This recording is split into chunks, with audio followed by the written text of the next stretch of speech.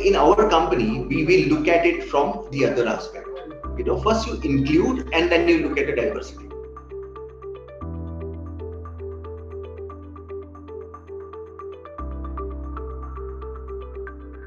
Hi everyone, today we have with us Mr. Ranjeeb Sarma, who is the Head of Compliance, CSR and PlanA India and Sri Lanka region at Marks and Spencer. Mr. Sharma is responsible for supply chain risk mitigation as well as compliance under Section 135 of the Companies Act and looking after PlanA. He is an enterprising professional with more than 7 years of experience in corporate social responsibility and development sector. He has a significant amount of experience in the fields of stakeholder engagement at a brand level, social and environmental auditing, training and capacity building programs, research, and project management. Thank you so much for joining us today, Mr. Sharma, and I really look forward to our conversation. Thank you. All right, so before we begin, tell us a little bit about yourself and your journey in the social development sector. See, Isha, I think it has been a very interesting journey. So maybe it's nearing two decades now. However, I started at a very different note. I started my career in sales and marketing, and that point of time, and of course, I was at some point of time looking at information technology also. And I was wondering, it was like, where like a drifter, that why I was there. But today, in the hindsight, I do realize that why I embarked upon that journey. So essentially, if you look at my CSR journey, or supply chain risk mitigation journey, it was in 2005 with a big American retailer.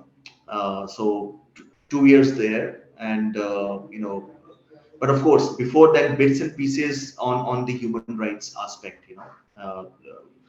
Also looking at organizations like Amnesty International, and that, and then SNSF.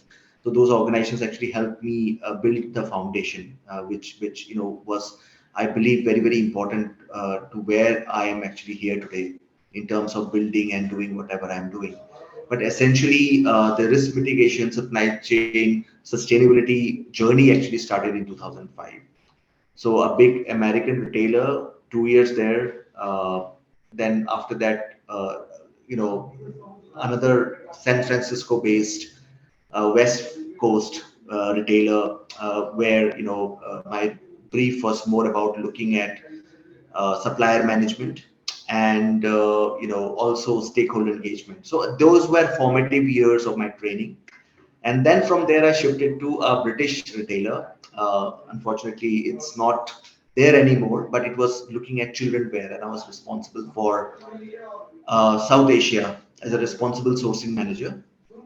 And then, in that journey, so till up till then, the realization was that, I was looking at this whole human rights aspect, if you may like, from a brand's lens, so from a retailer's lens, from a business lens. It was good actually. It's very important. But also I wanted to see it from the other lens. So I actually shifted to the developmental sector. So I joined, Solidarity.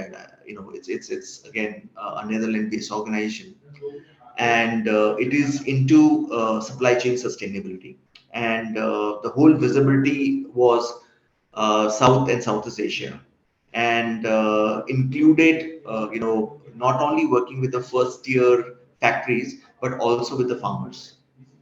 So programs like Better Cotton Initiative, and within that time also we had the Rana Plaza incident, which was of course a blot in the history of sustainability, social sustainability, where I think around 1,000 people died because of a building collapse. So I was also looking after Bangladesh, and there, I implemented some programs. Then also, my first foray was there, within the cleaner water production. So that I was the program responsible there to actually what is this now known as Bangladesh Water Pact. And then a very interesting program in which I got involved during my Solidarity days was of the food security project.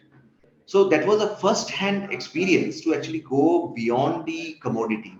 So essentially, all my life I was looking at the garment sector, but then for the first time I had exposure to actually development of supply chains. You know, uh, whether it's horticulture or dairy or aquaculture, and then setting up supply chain, linking those farmers with the international market.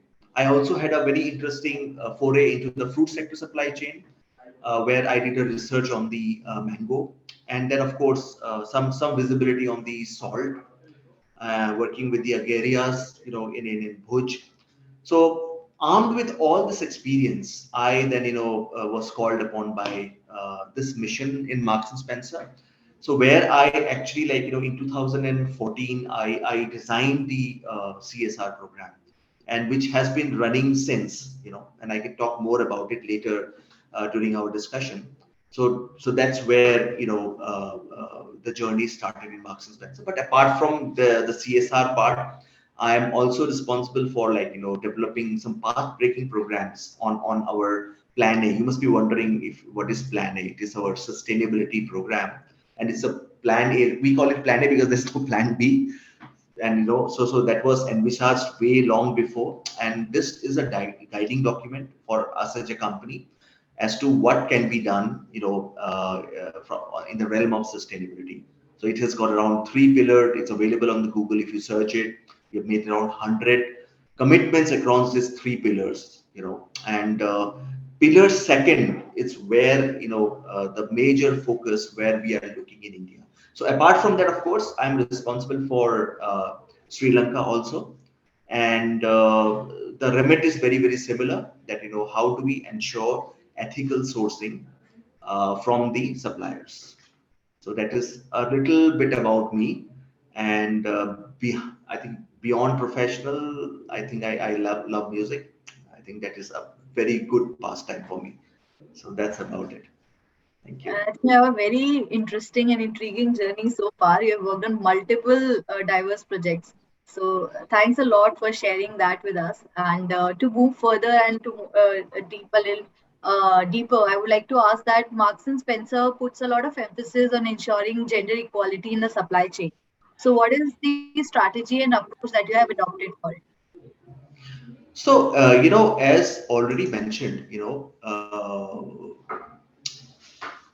now Marks and Spencer, of course, we have a very good footprint in India, but it's essentially a UK-based biggest clothing retailer. And as a company, we believe that we have a very crucial role to play in promoting gender equality in our global supply chain. So, of course, I'll be tapering down to our journey in India, but our efforts, come in a number of forms, and you can hear about some of our projects. So there's a blog, if you go to our online blog, corporate.marksandspencer.com, and you can search. So globally, across our supply chain, we have very interesting stories. Now, if you talk about India, one of the projects we are very proud of is called Power. Now, Power is essentially providing opportunities to women for equal rights. And this was actually envisaged way back in 2016. And the journey began with doing a little pilot, because if you look at from a supply chain perspective, we monitor our supply chain, right? And then to ensure that every single cloth, lot of time we do not think that if I buy this shirt, I mean, it must have once been a cotton, like a cotton fiber. But now the cotton fiber is grown by a farmer. The question is whether this cotton was ethically grown, whether the farmer who grew this cotton got the right price for his hard work. Okay, from fiber it becomes a fabric. So what happens in the spinning mills? What about those workers? So was it ethically made? Then from spinning mill it comes to dyeing house, and do you have the chemicals, right chemicals used? Is it contaminating the environment? Because garment sector is known for its usage of water, right? So it's a water guzzling industry. So that point, and then finally it comes to a CMT, like cut, make, stitch. So CMT unit where the production takes place, and then of course it is ready, and then you wear it. So it is very important that the lives of the people who have worked in this garment. So that is where me and my team, we really work. And then I have my counterparts in other countries also from where we source garments. And in most cases, there are certain things which are visible and there are certain things that are not visible. So, for example, when we talk about a monitoring approach, so we have our global sourcing principles, which are required by our esteemed business partners from whom we buy or we source the finished garments. So whether they have implemented the global sourcing principles, and global principles ensures all the important tenets of local laws and the international legislations. So there are harder issues in terms of wages and benefits, working hours, forced labor, but there's a softer tenet on gender-based violence, discrimination. So this is where I think we thought of taking a proactive approach. We thought I think not only in India, but because this project was done in India, but essentially I don't know if you heard about the word stereotyping. Yeah, yeah. So stereotypes exist, and then we are in a gender unequal society, right? And when we go into an institution, and of course you must have seen different laws and legislations have been kind of passed from time to time. But what we saw a major gap was that, and then of course in most laws in India or maybe elsewhere in the world, so you have a stringent law, but the people who are implementing it. So there is the gap. Plus, when you talk about normalized behavior, maybe there is this element of ignorance. So this is where the whole thought process of power came in. We thought, okay, fine. Can we actually look at a three-pillared approach where you have gender equality? So when we say equality, it essentially translates into the awareness part. But then we realized, is awareness only can be limited to female workers? I mean, for example, why should I put all the burden of change or assertion of the rights of females? So we thought, why don't we engage men also? Because they are the perceived perpetrators. However, a lot of things they were doing because they saw their peers doing and they grew up seeing it and believing. And believe me, even women thought the same way. For example, we had women supervise, not wanting to become supervisors, or some of the women who became supervisors or went into managerial role, they thought it's all right to shout.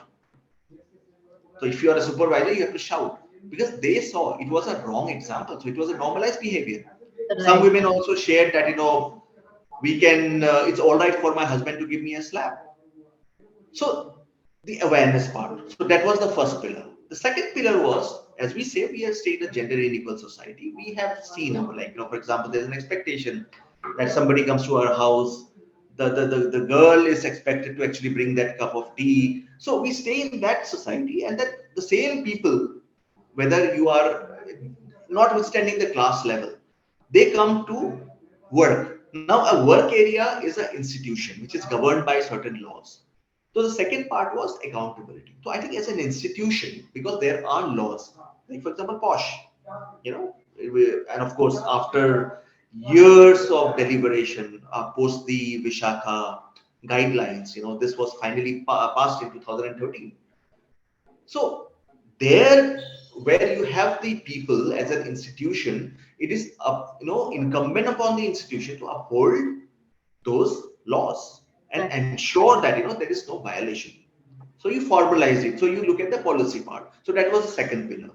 And the third pillar is that you have great awareness, and then you have great policies, procedures, but do you have the desired responsiveness? Because in a factory setting, in a manufacturing setting, if the owner says, okay, fine, all their laws are there, but that's for them, not for me. So you file a complaint, and then there is no response. So responsiveness. So this was a three-pillared approach. So we started with 2,000 workers, and the other strategic thing we did was we wanted to make it an industry-wide phenomenon. Not restrict to our supply chain, because yeah, in our supply chain we are doing the needful. But how do we make it an industry-wide phenomenon? So the second thing was that we also partnered with other stakeholders like the British High Commission. MNS being a UK company, and then we partnered together. So and then this program was done in three phases. So phase one, 2,000 workers. Second phase, we invited other brands who joined us. And in the third phase, we added another element that was related to career progression. We said, okay, fine, you have all the three pillars in place, but can we also have enough women out there at the managerial level? Because that was the whole concept of Panchayati Raj also, if you remember. That you have more women out there, and then what happens is that they are the ones who could actually take the right decisions. So the third was looking at having enough women. So we have now actually partnered with Apparel Exports Promotion Council and Sector Skills Council to actually further take it beyond the supply chain and make it the industry-wide phenomena.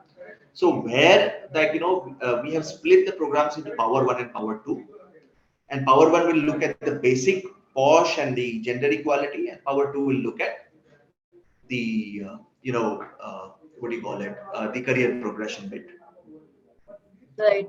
And I think it's very crucial that, as you have mentioned, that we have been preconditioned in certain way that sometimes women themselves, they do not realize that there's some kind of, disparity, discrimination, or whatever. They feel that this is how it should be. They cannot realize the right and wrong. And you're doing some wonderful work. And I think it's, as you also mentioned, that we need to include men because, to make any program successful you have to take care of all the stakeholders and to make it wholesome. So that's a very good approach. So since we have been discussing about gender equality, I would also like to request you to share your thoughts around equal employment opportunities for women. Yeah, I think this is a very important facet, and as a company, you must have heard about diversity and inclusion. Right. Uh, in our company, we will look at it from the other aspect. First you include, and then you look at the diversity. Because today, I mean, I think at an international level and also in India, we are having a lot of changes, right? From a perspective of the rights of LGBTQ also. Because because when you talk about gender, it's a very complex phenomena, and then specifically if you want to achieve 100% equality, which also includes opportunities for employment for women, you have to look at from all the other dimensions. Because there are caste from an India perspective, for example, there are caste dimensions, for example, or maybe there are dimensions related to LGBTQ. There is a dimension related to people with disability, for example. So these are the aspects. So as a company, we said, okay, fine. I mean, diversity is good, and then of course you include them. But I think if you reverse it, you say, okay, first, just be agnostic to all these changes, and you say, okay, fine. First inclusion, and then of course diversity. So that was the approach taken by us as a company, and one of the things which we did was that it's important to have actually in fact within the company at a UK level, and I'll actually come back to India, but at a global level, because a lot of things which we do at a global level, they are kind of internalized to look at the local realities. So within this inclusion and diversity, so what we have done is we have actually developed certain networks. So the first is called the buddy network. So which means here as a company, we support colleagues to manage their own mental and physical health challenges or to support the disabilities on health conditions of others. So, it is a safe place to share your journey, ideas, personal stories, coping strategies, and top tips. So that's the buddy network. The second is, the culture and heritage network within the company. So for everyone, who wants to make our company, a more inclusive place to work, regardless of race, faith, or culture, this group is about promoting racial and religious equality and diversity, and provides a space to discuss, question, challenge, and take action. So we have like, inclusive networking events like Black History Month to celebrate the past, promote the present, and build for the future. Then we have something called the Family and Career Network. So that represents the different types of families that exist and act as supportive network and sounding board for ideas and suggestions. It also includes an interactive blog where colleagues can post or hear from their peers' experience of becoming a parent or a carer. So we are not judgmental on that part. Then of course we have the gender equality network, where like the focus is more on work, delivering a gender balanced workforce by driving gender awareness and encouraging the development of female talent to bring about a better gender mix at the senior level. And I'm very happy to report, I think if you are following the latest news, after 135 years of existence, Marks and Spencer is slated to have its first lady co-chief executive officer. So the current incumbent, when he leaves in a couple of months, we have his successor, but we are also getting a co-CEO who's gonna drive the company's future. So, and the other thing is 70% of our employees are women. So it's an equal opportunity company. And then, of course, apart from that, we have the LGBTQ network. Again, a community who promote equality, celebrate inclusivity and diversity, and encourage everyone to be themselves, whether they're sexual or gender identity. Again, we have a network called the Menopause Network. The Menopause Network is a forum for all colleagues to share the experience and concerns, as well as interesting facts and articles on the subject. So it's very interesting, as we actually develop. So all the relevant support systems are there, So that's where the whole inclusion comes up. I mean, specifically, if you focus on these three networks, the gender equality network, the LGBTQ network, and the menopause network, essentially catering to the issues of the women. Now coming back to India, how in my domain we are trying to do this. One is of course through the power program. Second, as a company, we are engaging and encouraging more women to join. We are actually working on Power 2, which is actually looking at career progression. And also, one of the very interesting element about Power 2 is where we are also not saying that, okay, fine, you can't make everybody a supervisor. But there are places, if you just imagine a garment factory, there are certain areas where you do not see women. Let's say washing area, laundry, you will not see women there. Or computer embroidery. Or people who are mechanics, you don't see them. So we are encouraging areas where there are more men which are not considered as traditional for being women. So this will actually open up a plethora of opportunities, for women. So this is another way of we are actually promoting. The other program we did was with our leather supplier, where we actually got women from special circumstances, people who were disabled, then who were single mothers, who were actually divorced. So there's a very interesting program called Marx and Start. So Marx and Start means that every individual has a right to reset his or her career. So through this program, we actually got this women and we funded a program with our people, and we actually they became entrepreneurs, earning their own money. Similar things we have done in our community program, but about which I can talk maybe later. Thank you. Yeah, so I think I'm amazed to hear such wonderful experiences, and the kind of networks that you have described. It's so refreshing that the approach that you have taken is so wholesome, that you are taking care of everybody. Like in totality, you're not just taking a linear approach or something that one size fits all. It's like you have taken care of each and every individual to bring more inclusivity in the workforce. So that's very crucial in delivering any kind of solution or implementing any program. So that's really great to hear, and thank you so much for sharing that with us. And so now moving a little bit further and zooming out a little from the gender equality part, now let's move to the healthcare domain. So, could you share with us briefly about how Marks and Spencer is working for community health and wellness? Yes, it's a very interesting program, and this was the program I had the privilege, if I may use the word, to co-create. After all my journey, when I came here in 2014, and then the CSR law was really, really active, and then there was a lot of buzz around it.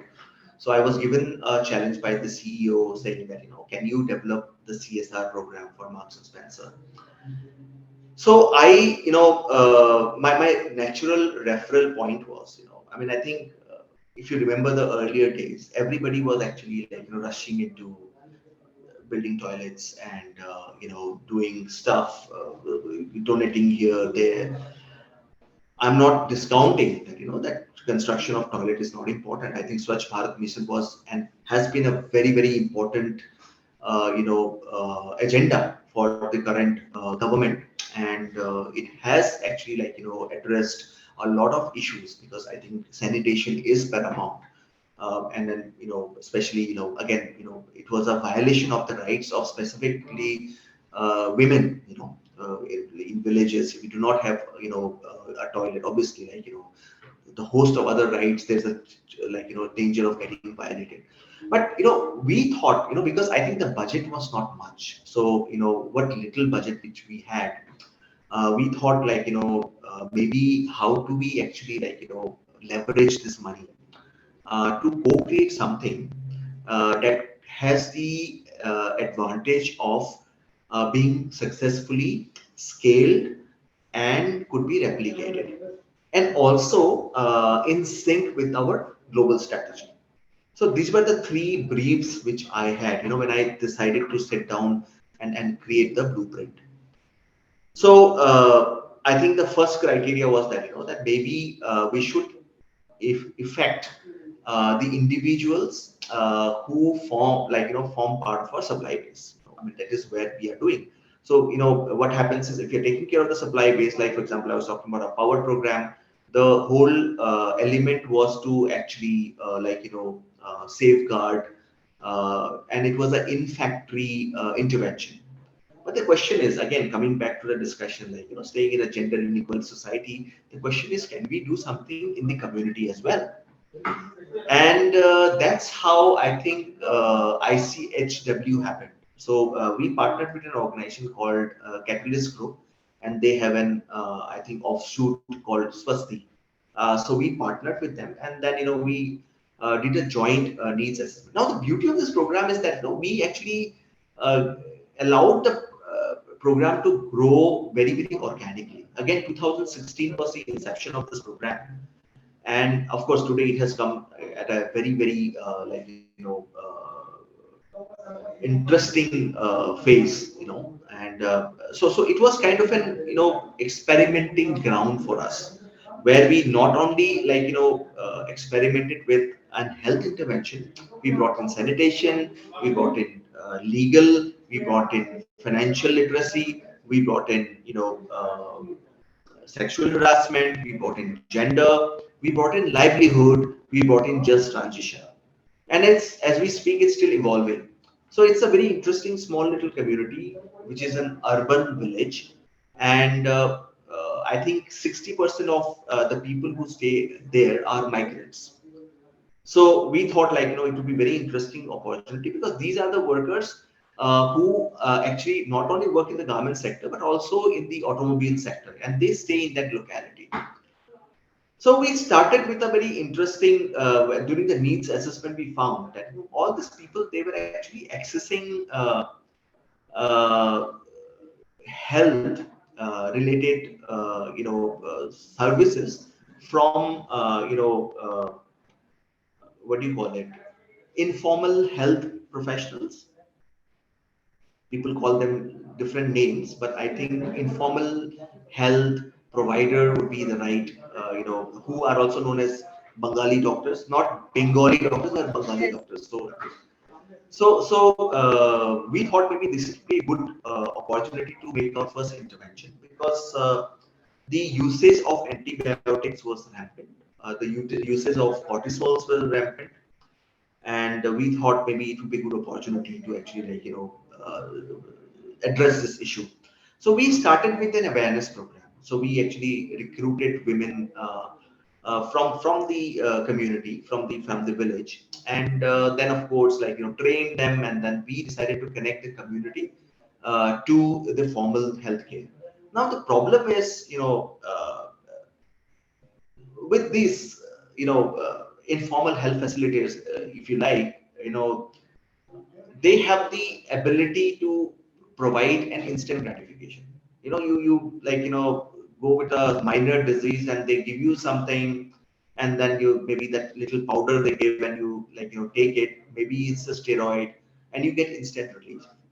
So, and then plus, of course, the accessibility also. I mean, that was the other part. Whereas if you to access a formal healthcare, first you have to stand in a queue. Second, you have to go to a longer distance, stand in line, and then of course, at times, because the number of availability of doctors, in terms of the number of patients are lesser. So obviously, the amount of personal attention you do not get it.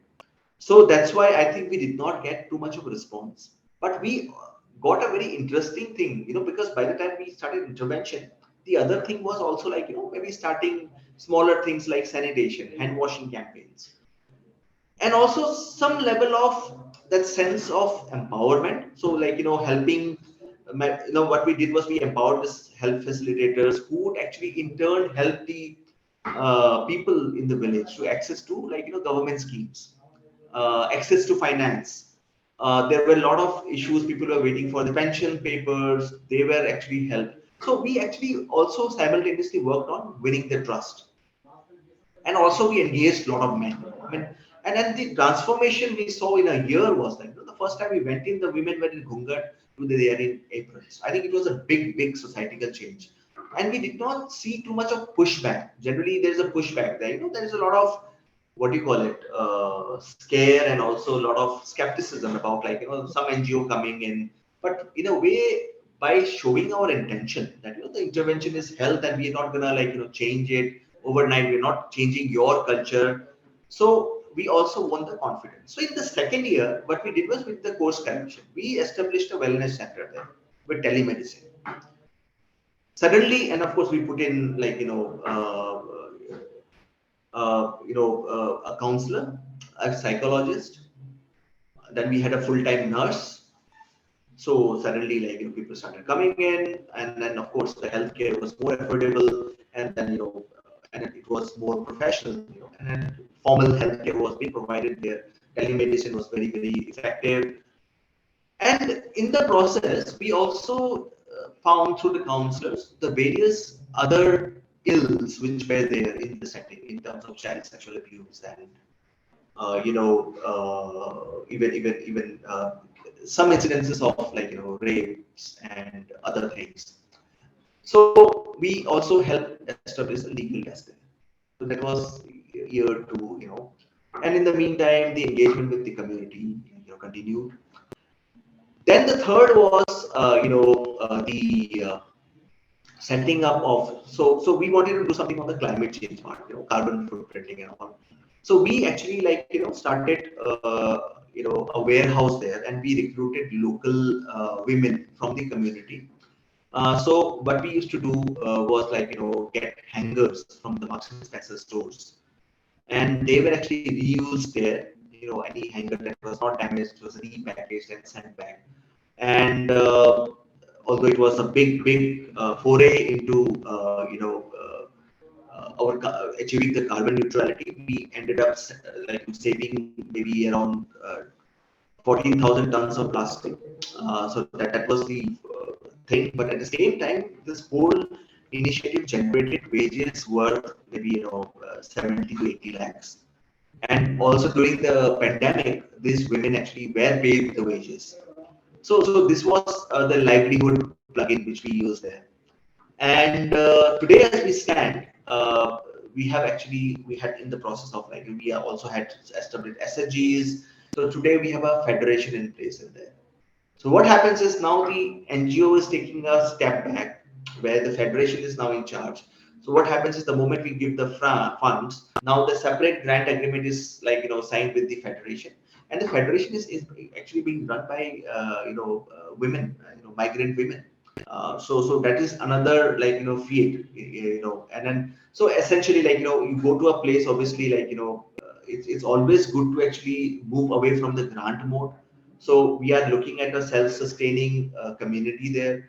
We have also invited, so Swasti. So we did not look at the implementing partner as just an implementing partner. You take the money, do whatever you want to, and then give us a report. No, we were equally involved. So we also created the employee volunteering program. So people would go there, teach in the community. People would go there, teach finance to the people, teach computers. Some of the people, in fact, one of the interesting high points of the volunteering, and maybe I'm sure you must have asked about this thing also maybe in your other question. But during the peak of the pandemic, we actually got our employees who were initially trained by the psychologists to act as a first line of telecounselors. So every time, during the telecounseling, if they find a red flag, they will immediately escalate it to the psychologists. In fact, there were some cases where women were suicidal and they were referred properly, and then whole intervention was made, and then lives were saved. So that was one. We also donated oxygen concentrators during the peak of the pandemic. So overall, it has been a wonderful experience, and we would definitely continue to support the project. But the quantum of funding is coming down. At the same time, we are allowing other people to also come in there. So it should not. So we will remain a flagship partner, but we are jointly raising funds for this community. So partnering with the NGO. So that is the beauty of this relationship which we actually formed. So this project has been in its sixth year now. I think it's, as you have said, it's a very beautiful and interesting project because it's taking care of a lot of different elements of the society and to improving the overall health and well-being of the people who are living there. So that's really great. And as you have also mentioned about COVID, so my next question was around that. That since COVID has happened, the entire health infrastructure has been at the brink of collapse, and it has impacted a lot of things, especially all the kind of intervention that has been coming in the healthcare domain. So, on the similar lines, I would like to ask that since it has presented multiple challenges for all of us, so how has the pandemic impacted Marks and Spencer's work in the domain of healthcare, and what are you doing to mitigate those challenges? So I have already shared about what we did in terms of telecounseling, and then raising funds for the migrant families in the community. So this is from a CSR lens. At the same time, in our supply base, we kept a tight vigil in terms of the conditions of the workplace, so that no worker was kind of